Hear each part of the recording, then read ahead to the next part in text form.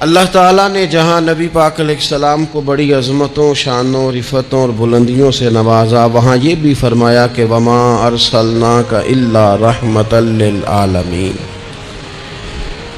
ہم نے اپنے محبوب علیہ السلام کو تمام جہانوں کے لیے رحمت بنا کر بھیجا ہے۔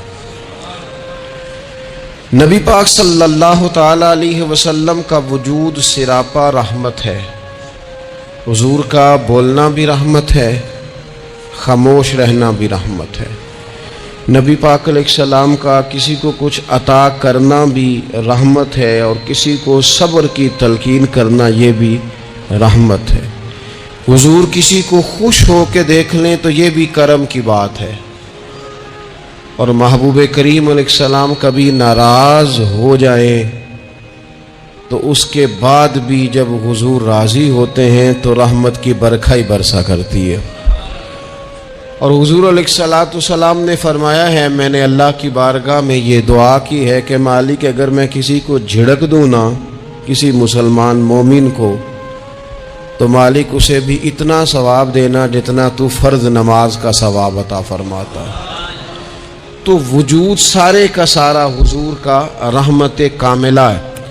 نبی پاک کا مسجد نبوی شریف میں بیٹھ کر پیغام دین دینا بھی رحمت ہے، اور حضور اگر اسلحہ پہن کر بدر کے میدان میں آ جائیں، اللہ کے دین کو نافذ کرنے کے لیے دست مبارک میں تلوار اٹھا لیں تو یہ بھی کائنات کے لیے رحمت ہے، یہ بھی فضل ہے۔ کیوں؟ اس لیے کہ اگر جڑی بوٹیاں کاٹی نہ جائیں تو اصل فصل کا نقصان کر جاتی ہیں، اس لیے ضروری ہوتا ہے کہ ایسی چیزوں کو تلف کر دیا جائے جو انسانیت کے لیے نقصان کا باعث۔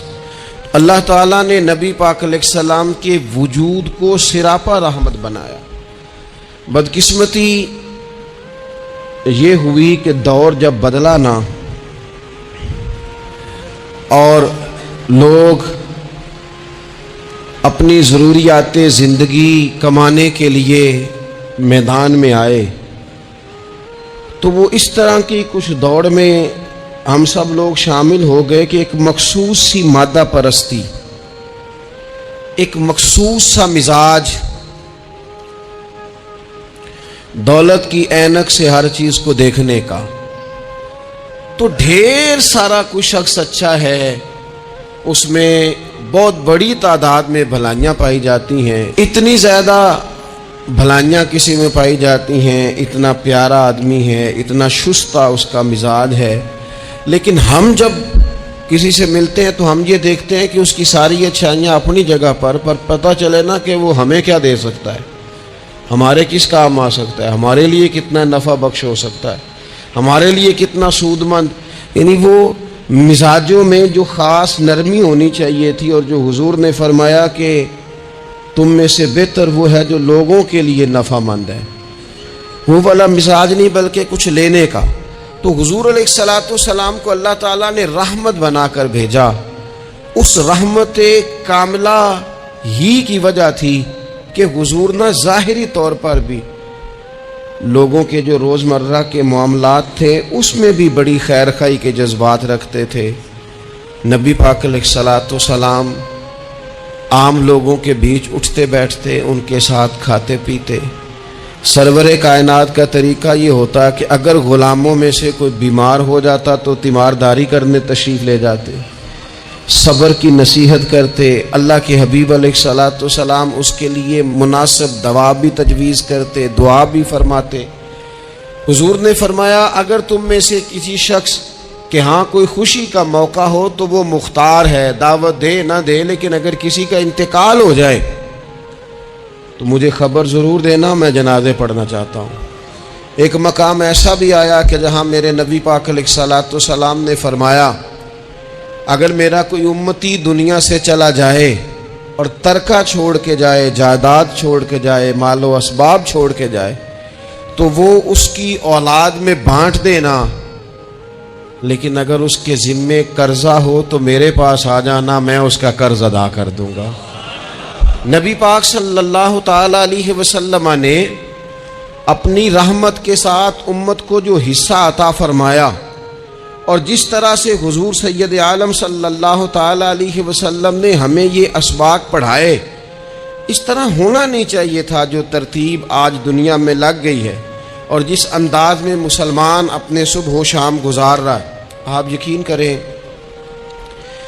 کہ کبھی کبھی یوں محسوس ہوتا ہے کہ جیسے خالص رشتوں کا ہونا اور اخلاص کا موجود ہونا اور للہیت کا نصیب ہونا، یہ شاید کوئی بے موسمہ سا پھل ہو گیا ہے۔ شاید یہ کہ اب ڈھونڈنے سے، تلاش کرنے سے بھی ایسی چیزیں میسر نہیں آئیں گی کہ لوگ اللہ تعالیٰ کی رضا کو پیش نظر رکھیں۔ اور پھر اب تو اس طرح کا ماحول ہو گیا ہے کہ چونکہ زیادہ لوگ جھوٹ بولتے ہیں اللہ ماشاء اللہ، تو بیچ میں سچ بولنے والا عجیب لگتا ہے۔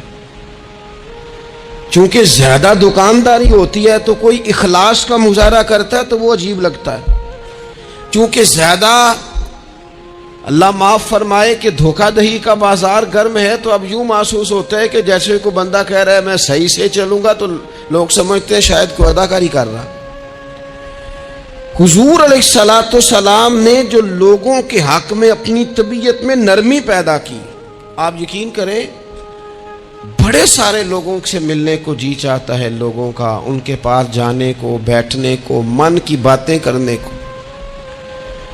بہت سارے لوگ ایسے ہوتے ہیں جن کے بارے میں ہماری خواہش ہوتی ہے کہ بندہ بڑا اچھا ہے، لیکن اس کے پاس اگر چل کے جائیں گے تو ہمارے سٹیٹس کا کیا بنے گا؟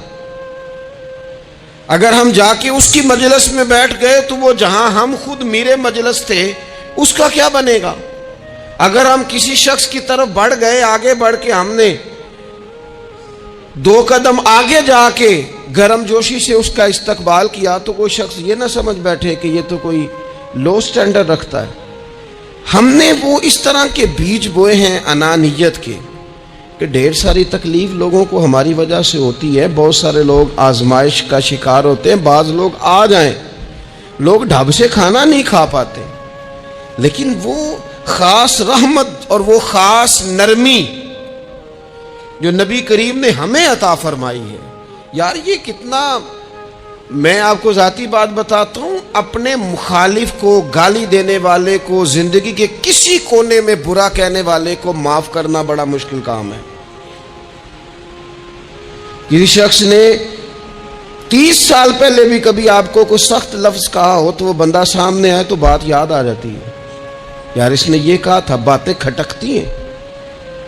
کسی مقام پر کھڑے ہو کر کسی جگہ پر کسی بندے نے آپ کو تکلیف دی ہو، بندہ اس جگہ پہ آئے تو وہ چیز کھٹکتی ہے، لیکن یہ اعزاز صرف رحمت للعالمین محبوب کا ہے کہ حضور کے سامنے جب وہ لوگ پیش ہوئے حضرت وحشی جیسے کہ جنہوں نے پورا وجود کاٹ دیا تھا حضرت امیر حمزہ کا اور کان ناک آنکھیں نکال دی تھی، انہوں نے آ کے عرض کی حضور ہمارے جیسے گناہگار بھی آئیں تو معافی ہو جاتی ہے؟ فرمایا ہو جاتی ہے تو پڑھ کلمہ، ہم فوراً ہی معاف کر دیں گے۔ اور جو فتح مکہ کے موقع پر نبی پاک علیہ الصلوۃ والسلام نے فرمایا ہے نا، فتح مکہ کے موقع پر، وہ تو بات ہی بڑی انوکھی ہے۔ انہوں نے کہا تھا آپ ہم سے کیا سلوک کرنے والے ہیں؟ تو فرمایا سلوک کیا کرنا ہے، جو پیچھے ہو چکا ہے نا اس کا ذکر بھی نہیں کرنا، کتاب کے پچھلے صفحے پلٹنا ہی نہیں، یاد ماضی یہ عنوان چھیڑنا ہی نہیں، جو ہو گیا سو ہو گیا۔ یہ خاص رحمت کاملہ اللہ تعالیٰ نے اگر عطا فرمائی ہے تو میرے اور آپ کے پیارے رسول ہی کو عطا فرمائی ہے۔ یہ خاص جذبات اور یہ خاص کیفیات حضور نا، دیکھو ماں باپ جو ہوتے ہیں نا اولاد کے حق میں بڑے شفیق ہوتے ہیں۔ میں بڑی ذمہ داری سے بات کرنے لگا ہوں، ماں باپ کے ساتھ اگر کوئی سب سے بڑھ کے زیادتی کرتا ہے تو کرتی بھی اولاد ہی ہے۔ بڑا کچھ کر جاتے ہیں بچے، بعض ایسی باتیں بھی کر جاتے ہیں کہ جو اسے نہیں کرنی چاہیے، لیکن کہو نہ والی صاحب سے کنارہ کر دیں بچے سے، جس کے 9 بیٹے بھی ہیں اسے بھی کہو نا کہ تو کر ذرا کنارہ کر کے دکھا، نہیں کر سکتا۔ وہ شفقت پدری جو رب نے اس کے سینے میں رکھ دیا وہ کیسے نکالے گا؟ 20 دفعہ غصہ آیا تو اس نے پلان کیا کہ آج کے بعد نہیں، ختم، اب میں نے بتانا ہے اس کو کہ کس طرح کوئی کسی کے ساتھ زیادتی کرتا ہے، لیکن 1 گھنٹہ بھی نہیں تیرا گزرا، کیونکہ شفقت پدری ہے۔ خدا را یہ میرا اور آپ کا سب کا معاملہ، اس کو سمجھیے گا، شفقت پدری۔ اگر مرشد ہو نا کبھی مرشد کریم، تو پرخشیں اڑا دینے والوں کو بھی سینے سے لگانے کا حوصلہ رکھتا ہے، چونکہ وہ شیخ جو ہے اس کا دل جو بڑا ہے۔ کئی دفعہ سارا سینہ چھلنی ہوتا ہے، پر اس سینے چھلنی کرنے والوں کو بھی سینے سے لگانا پڑتا، اس لیے کہ دل دریا سمندروں ڈونگے، کون دلاں دیاں جانے، تے 14 طبق دلے دے اندر تے تمبو وانگوں تانے، مشکل کام ہے۔ استاد صاحب وہ مطلب ہم نے یہ دیکھا ہے کہ بچے کو اٹھانے کے لیے والد آ گئے کہ نہیں جی نہیں ہم نے نہیں پڑھانا، تو استاد صاحب کہنے نے او میں بڑی محنت کی تھی جی ہم تے چل گیا ہے 6 کو مہینے ویکھو تے صحیح، میں نے بڑی مشقت کی ہے، یہ راہ میں نہ اسے لے جاؤ۔ میں نے تو کئی ناشتے نہیں کیے کہ کلاس میں پہنچنا تھا، کئی دفعہ میں نے کھانا چھوڑ دیا کہ مجھے دیر ہو گئی تھی، نہ لے کے نہ جاؤ، میری مشقت ہے۔ یہ میں آپ کو وہ والی مثالیں دے رہا ہوں جو صرف میرے اور آپ کے عقل کے قریب ہیں۔ جب تیری 20 غلطیوں سمیت تیرا والد، تیری ماں، تیرے مرشد، تیرے استاد، تیرے بزرگ، تیرا بڑا بھائی تجھے قبول کر لیتے ہیں نا، تو بس سمجھ لے یہ جتنا بھی پیار کرتے ہیں یہ سارا ایک قطرہ ہے، اور محبوب جو محبت کرتے ہیں اس میں سارے دریا سما جایا کرتے ہیں۔ رسول پاک جو پیار کرتے ہیں نا، نبی کریم جو محبت کرتے ہیں، حضور، اور حضور کو سب سے زیادہ غم کیا رہتا تھا؟ روزی روٹی کا نہیں، اس کا بھی بندوبست کیا، تعلیم و تعلم کا بھی بندوبست کیا۔ حضور کا سب سے بڑا احساس یہ تھا کہ میری امت دوزخ سے بچ جائے، جنت میں جائے، گمراہ عقائد سے باہر آئے، راہ حق انہیں نصیب ہو۔ اس کے لیے نبی پاک جد و جہد کرتے۔ حضور کو روڑے مارنے والے، پتھر مارنے والے، کانٹے بچھانے والے، گردن پہ اوجڑیاں رکھنے والے رات کو سکون سے سو جاتے، اور نبی پاک انہی لوگوں کے لیے رات کو ہاتھ اٹھا کے ہدایت کی دعائیں کرتے رہتے، اور روڑے مار کے سو گئے جا کے۔ اور جس نے روڑے مارے وہ نبیوں میں رحمت لقب پانے والا، مرادیں غریبوں کی بر لانے والا۔ اور کسی نے کہا تھا لے کے پہلو میں غم امت نادار آئے، لے کے پہلو میں غم امت نادار آئے۔ وہ دیکھو امتی امتی کہتے ہوئے سرکار آئے، وہ دیکھو نا، امتی امتی کہتے ہوئے لے کے پہلو میں غم امت نادار آئے۔ حضور کے پہلو میں غم ہے امت، یا اللہ مہربانی فرما، یا اللہ مہربانی فرما۔ اور صبح قیامت بھی ہم سب لوگ نا لائق لوگوں سے اپنا تعلق بناتے ہیں۔ میں نے دیکھا ہے کہ ساری زندگی کا رشتہ ہے۔ وہ کسی نے کہا تھا کہ کوئی بندہ مجھے ایسا چاہیے کہ میں اس سے جھوٹ بھی بولوں تو وہ مجھ سے سچ بولے۔ کچھ لوگ ایسے چاہیے ہوتے ہیں نا زندگی میں کہ وہ توأن و کرہن ساتھ ہی رہیں، لیکن یہ ہوتا نہیں، مشکل کام ہے۔ لوگ کہتے ہیں اگر لائق ہے تو میرا ہے، نالائق ہے تو پھر میرا، بنتے نہیں۔ یقین کریں آپ سے زندگی میں کوئی خطا ہو گئی کو آپ کا بننے کو تیار نہیں ہوتا، کہتا میرا نہیں تعلق بھائی، میں اس کے لین دین کا بالکل ذمہ دار نہیں، میرا اس کا کوئی رشتہ نہیں، تو جان یہ جان، کاٹ دیا۔ اور اگر گناہ ہو گیا، غلطی ہو گئی، انسان سے ہو جاتی ہے، اپنی ساری غلطیوں سمیت اپنے آپ سے پیار ہے، اور دوسرے سے ایک ہو جائے تو۔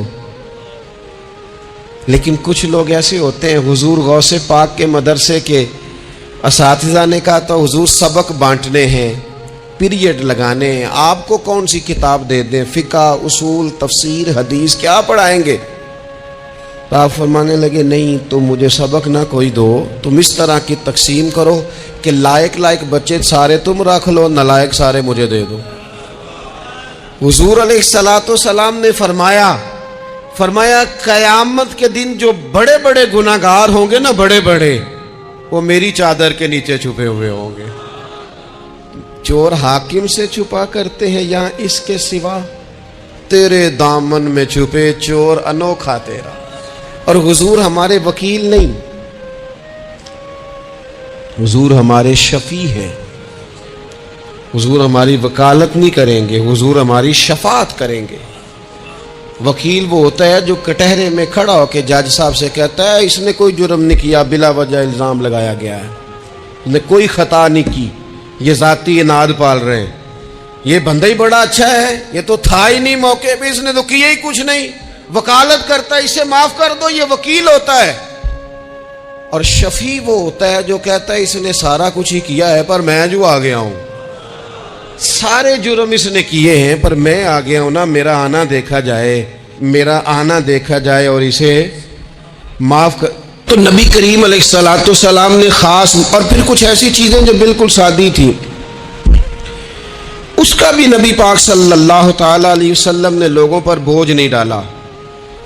حضرت سیدنا ابن مسعود رضی اللہ تعالیٰ عنہ فرماتے ہیں، مسلم شریف میں موجود ہے، کہتے ہیں حضور ہمیں کبھی کبھی واز سنایا کرتے تھے،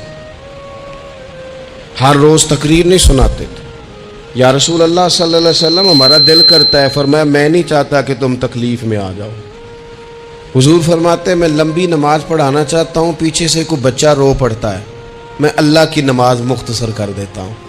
نبی پاک صلی اللہ تعالی علیہ وآلہ وسلم کی عادت مبارکہ تھی، حضور سواری پہ چل رہے ہوتے تھے تو کوئی غلام ساتھ چلنا چاہتا تھا تو فرماتے تھے میرے ساتھ آ کے سواری پہ بیٹھ جا۔ یا رسول اللہ میں آپ کے ساتھ نہیں بیٹھ سکتا، میں تقاضا ادب ہے کہ میں آپ کے ساتھ نہ بیٹھوں، تو حضور فرماتے پھر واپس چلا جا، میری طبیعت گوارا نہیں کرتی کہ میں سواری پہ چلوں اور میرے ساتھ جو لوگ ہیں وہ پیدل سفر کریں۔ احساسات، جذبات، محبوب کریم کو اللہ تبارک و تعالیٰ نے جو دل عطا کیا، آپ دیکھیں چھوٹے چھوٹے بچوں، وہ ہمارے ہاں نا جی بزرگ ناراض نہ مجھ سے ہو جائیں، ہمارے ہاں بزرگ بازو کا شکوہ کرتے ہیں، کہتے ہو کاکا ادھر آئے نا تو میرے نہ سلام نہیں لئی، بھئی آپ لے لیتے سلام، یہ کچھ جھگڑے والی بات ہے، آپ سلام کر دیں۔ رسول پاک کی عادت مبارکہ تھی کہ چھوٹے چھوٹے بچے گلیوں میں ہوتے تو حضور آگے بڑھ کے خود انہیں سلام کہتے، ان کے سروں پہ دست شفقت پھیرتے، ان کی چھوٹی چھوٹی باتیں سنتے، ان کے سوالات کے جواب ارشاد فرماتے۔ اللہ کے پیارے رسول صلی اللہ تعالی علیہ وسلم کا تو یہ معاملہ تھا کہ عبادت کے معاملے میں بھی جب ایک شخص نے کہا کہ یا رسول اللہ میں ساری رات نماز پڑھا کروں گا، سارا دن روزہ رکھوں گا، تو حضور نے فرمایا نہ، آنکھیں تکلیف میں آ جائیں گی، وجود تھک جائے گا۔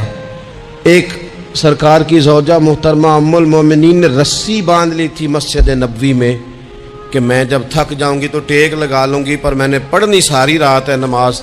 اللہ کے محبوب نے فرمایا جتنی دیر طبیعت اجازت دے اتنی دیر پڑھو، باقی آرام کرو، اور فرمایا تمہاری آنکھ کا بھی تمہارے اوپر حق ہے، تمہارے وجود کا بھی تمہارے اوپر حق ہے۔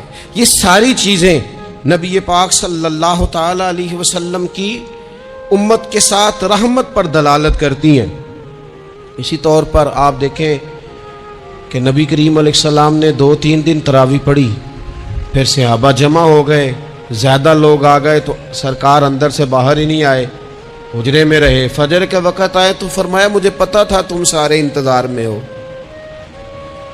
اور تم نے دیر تک میرا انتظار کیا، میں جان بوجھ کے نہیں آیا۔ کیوں نہیں آیا یا رسول اللہ صلی اللہ تعالی علیہ وسلم؟ تو حضور فرمانے لگے اس لیے نہیں آیا کہ اگر میں آ جاتا اور کچھ دن مستقل یہ نماز پڑھتا تو میرے دل میں خیال آیا کہیں رب کریم اسے فرض نہ کر دے، تمہیں مشقت ہوگی، تمہیں تکلیف ہوگی، لہٰذا میں حضور دل چاہ رہا ہے نفل عبادت کو، اس لیے نہیں کر رہے کہ امت پر کہیں ضروری ہو جائے۔ حضرت سیدنا عباس فرماتے ہیں کہ ایک انصاری صحابی رات کو مسجد نبوی شریف میں داخل ہوئے ان دنوں جن دنوں وہ بدر کے قیدیوں کو لایا گیا تھا، تو ان قیدیوں کو رسیاں صحابہ نے زور سے باندھ دی تھی، تو کہتے ہیں کہ میں نے دیکھا نبی کریم علیہ السلام بڑی بے چینی کے عالم میں کبھی ادھر جاتے کبھی ادھر آتے۔ میں نے عرض کی یا رسول اللہ صلی اللہ تعالی علیہ وسلم خیریت ہے؟ تو حضور نے فرمایا ان قیدیوں میں میرے چچا جناب عباس بھی ہیں، وہ ہائے ہائے کرتے ہیں تو مجھے نیند نہیں آتی۔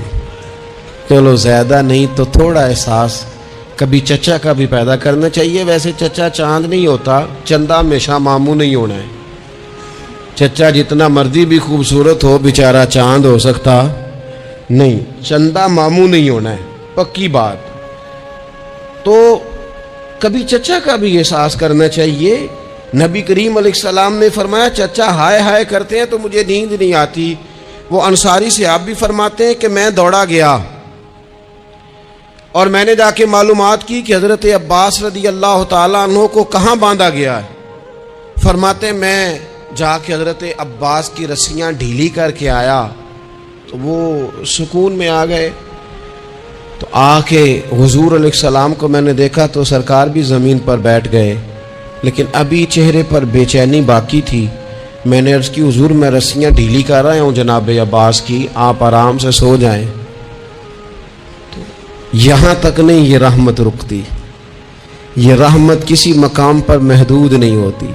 میرے کریم کا کرم ہمیشہ برستا ہے تو بغیر رنگ و نسل ہر جگہ برستا ہے۔ حضور علیہ الصلوۃ والسلام نے فرمایا صرف عباس نہیں، جا سارے قیدیوں کی رسیاں ڈھیلی کر کے آ۔ سب کو یہ کون لوگ ہیں؟ یہ بدر میں پھول لے کے آئے تھے، یہ گجرے لے کے آئے تھے پھولوں کے، خوشبو کا تحفہ دینے آئے تھے، یہ تو تلواریں لے کے آئے تھے۔ لیکن یہ اعزاز ہے میرے نبی پاک کا کہ اللہ نے حضور کو رحمت للعالمین بنایا ہے۔